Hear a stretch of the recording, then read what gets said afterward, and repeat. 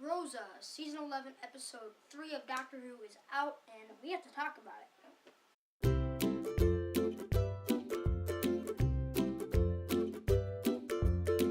So Rosa focuses on the Doctor, Yaz, Ryan, and Graham traveling to the 1950s Montgomery, Alabama in order to keep a futuristic racist named Krasko from changing history.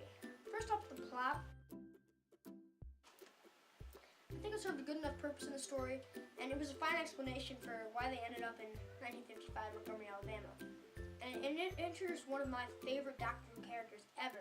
Now, a lot of people would say that this character I'm talking about is weak and one-dimensional and a plot device, but I strongly disagree, and that is Krasko, the main villain of the episode.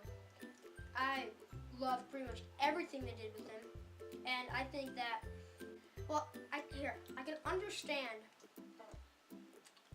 sorry, I have this thing in my mouth. I can understand why people think he's a plot device, but I really like him. I like how he was portrayed. I like a lot of lines of dialogue he has and the kind of character he is. And he's kind of mysterious too. And I like that about him too. We don't really know a lot about him. We know he's a time traveler of some sort. We know he got out of prison and he has something in his mind that's keeping him from killing people. And in the end, he gets blasted through time. So he's still alive, he's still out there. And it's very possible that we'll see him again in the future because they kind of left it as they didn't do enough with them. Like it seems like we might see him again. And I hope we do. Because like I said, I really like him. Yeah. In a way, it's sort of a wake-up call, reminding us that if we don't change some of the things, some of the world's biggest problems, they could still be around. People could still be like that even hundreds of years in the future. I think we're just deep enough into the idea of racism. That was a major part of the episode. However, it was not brought up so much that it felt too, I don't know, I can't think of the word, but you know what I mean, right? Yeah, you know. The episode was made very much the way Doctor Who was meant to be made back in 1963. It was a historical episode that it taught people about history, especially maybe people not from America. I'm not sure what people in the UK learned about the Civil Rights Movement Act, whatever, and Rosa Parks. But I mean, it seems like they are pretty well educated on it. But it was very much a history lesson, very entertaining one, but history lesson. So Sidney Newman would be proud. That's how he intended Doctor to be, kind of.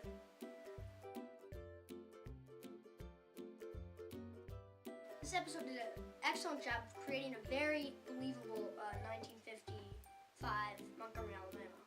From the restaurants to the cars to the people who are living there and their attitudes and personalities, it all made the setting extremely believable. You really get invested in the idea of it actually taking place in that place and at that time. You were, right? Raise your hand if you were. You know you were. You better raise your hand. By the way, did you know that that setting was actually filmed in Africa? Isn't that crazy? That's cool, right? Actually, that's where the last episode was filmed, the Ghost Mine Windows. But I mean, can you imagine this is filmed in Africa? That's crazy. Oh, the dark tone is continued, so like that.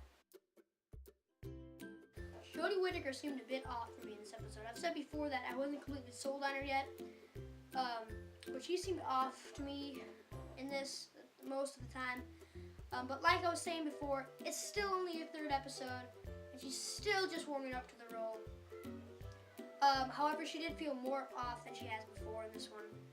There was one scene, however, where she was confronting Krasko in like this alleyway or something. I don't remember. I'm filming this video really late, like a week after I've seen the video. So I've seen the episode, so I don't remember exactly where it is. But she's confronting him and talking to him, and she just does a very good job in that scene. I loved her in that scene. The rest, she felt off. The companions were amazing. Now, Grant is in my favorite of the companions since episode 1, and he remains my favorite here. I just love everything I'm doing with him. I thought I wasn't exactly sure about the idea of having someone older like that in the TARDIS, but I mean, I wanted someone outside of like the template they've been having the companions to be for a while, but I wasn't sure about that, but he's my favorite of the three so far. I'm loving what they're doing with it. It was very cool to see Ryan and Yaz react to the hostile environment surrounding them. There were some great moments and conversations between them, and they were some of my favorite moments of the episode.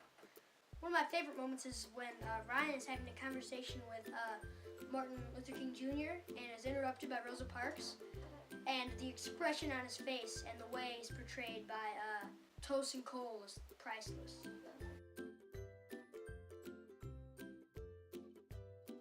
Rosa Parks was done very well here, and I like how she was portrayed, but the accent was a little off-putting because she was played by, find the name, Vinette Robinson?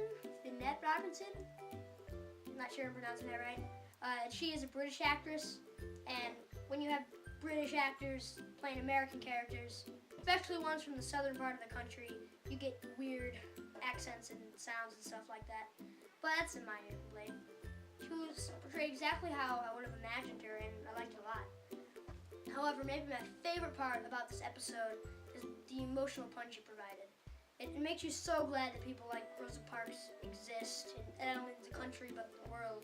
Not people like Rosa, people who stand up for what they believe in, regardless of the consequences. The world would be a terrible, miserable, chaotic place where only a few people felt happy and welcome. Without people like Rosa, we would be lost. In fact, this entire episode of Doctor Who focuses on that idea. The Doctor, Yaz, Graham, and Ryan have to make sure that she refuses to give up that bus seat, because if she doesn't, we have some serious problems. And the creators of the episode come up with so many brilliant ways to add on to the pile of emotions we, the viewers, are sitting on. For instance, making Graham that last white man without a seat on that bus. That was so clever! And it's things like this, as well as many of the themes and ideas of the episode, that make this episode so great. One thing that just makes me so mad, though, is that weird history lesson-like thing that the Doctor said at the very end of the episode, and it felt very un-Doctor Who-like. It's like, and 40 years later, or whatever, in 1999, she got the Medal of Honor from the President. That made me really mad. That was very unnecessary and did not feel right at all. However, I really love this episode. It was so meaningful to me, and I really couldn't have asked for much more from it. And please don't get mad at me and say that there are a lot of little details I missed that devalue the episode. Maybe there are, but if I missed them, they can't be that damaging, can they? So until next time, goodbye!